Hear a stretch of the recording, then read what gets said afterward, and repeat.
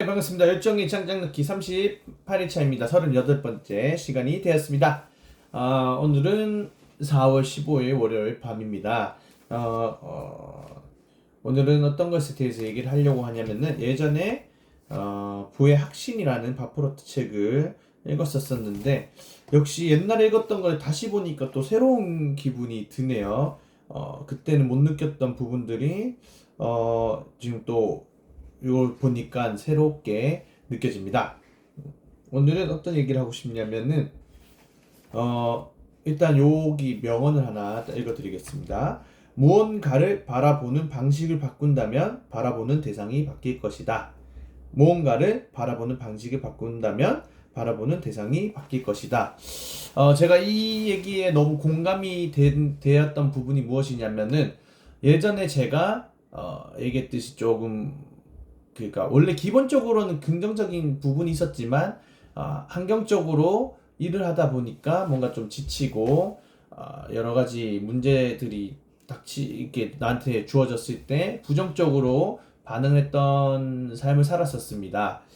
그럴 때 그 사람을 항상 나쁘게, 그러니까 아니면 그 환경을 항상 나쁘게 바라보거나 주어진 그런 문제들을 다 나쁘게 먼저 바라봤었습니다. 그런데 그것을 이제 제가 23년도 때 자기 성장을 자기 개발을 위해서 내 마인드를 바꿔야겠구나라는 생각이 들어서 여러 가지 책을 읽다 보니 그 중에서 하나 또 정리됐던 게 있었습니다. 그것이 바로 좋고 나쁨을 평가하는 것은 과연 누구일까? 나구나라는 생각이 들었었습니다. 그러니까 제가 그 주어진 상황이 내가 힘든 상황이고 내가 정말 안 좋은 상황이다라고 정해놓은 사람은 저였던 거였죠. 그게 힘든 상황이 사실은 아니었을 수도 있는데, 누군가에게는 쉬운 상황이었을 수도 있는데, 그래서 그렇잖아요. 그런 것도 있잖아요. 얘기를 듣다 보면은 어떤 사람은 이런 게 힘들다라고 얘기하지만 제가 봤을 땐 그렇게 별로 안 힘들어 보이는데 라는 생각 가지신 적 누구나 다 있을 겁니다. 그게 왜냐면은 내 기준과 그 사람의 기준이 다르기도 하고 그 사람의 힘듦은 그 사람이 정하는 거고 저의 힘듦은 제가 정하는 건데 제가 그 당시 때는 모든 게 다 짜증나고 모든 게 싫었고 그냥 모든 게 다 안 좋게 보였었습니다. 처음 반응이 뭐 예를 들면 예전에 무슨 대회를 열자 했을 때 그러면 또 번거롭잖아요 라고 먼저 뱉는 언어가 굉장히 부정적이었고 결국은 그 대회도 열어서 잘 해결했었는데 말에서부터 그게 나옵니다. 행동에서부터. 뭐 예를 들면 뭐 이거 한번 해볼래? 근데 이런 게 저는 좀 습관적으로 있었습니다.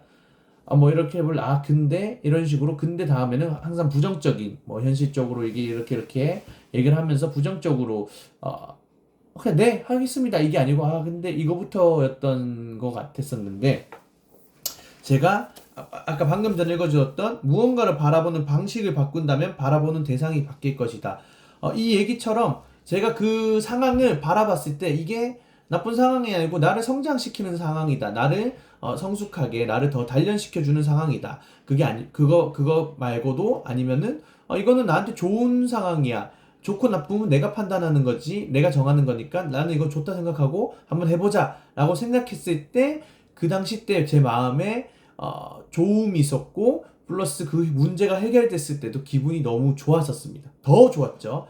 결국은 해결된 문제였었던 거니까 마음이 좋은 상태로 문제까지 해결하니까 더 배로 기분이 좋았고 뭐 그 내과학적으로 따지면은 고통이 있었으니까 더 큰 도파민이 나왔겠죠. 그런데 이 바라보는 시선을 바꾸는 방식이 제일 중요한 거는 반복이라고 합니다. 여기 책에서도 나옵니다. 그 반복적인 행동을 계속해야 된답니다. 그래야지 내가 바라보는 관점이 바뀐답니다. 그러니까 좋은 생각을 계속 반복적으로 해야지 그게 바뀌는 거지. 한 번만 한다고 한 번만에 바뀌지는 않습니다.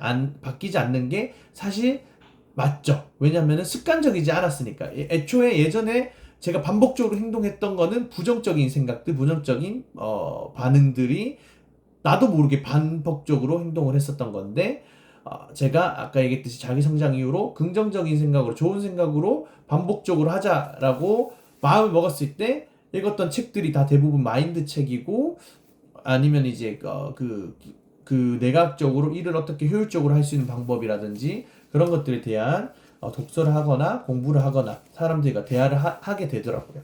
그런 것처럼 결국은 내가 관점을 바꾸기 위해서는 반복이 필수다. 그래서 대부분 자기 개발 그 유튜버들이 보면 학원을 하라라고 얘기했던 것도 그게 무의식적으로 계속 심는 거죠. 마음속에 반복으로. 근데 그 마음속에 처음에는 이게 마음에 밭이 있다면 요 정도밖에 안 심어져요. 이게 마음에 밭이 있으면 요 정도밖에 안 심어졌는데 여기 있는 거예요. 근데 이게 한 번만 한다고 깊숙이 안 들어가죠. 계속 하다 보면 이 땅으로 쑥 들어가게 돼 있다. 그러니까 결국은 반복이 중요하다. 그래서 오늘 결론은 사실 반복적인 좋은 생각과 좋은 행동을 반복적으로 하자에 대해서 얘기를 하고 싶었던 것 같습니다. 아닙니다. 하고 싶었습니다.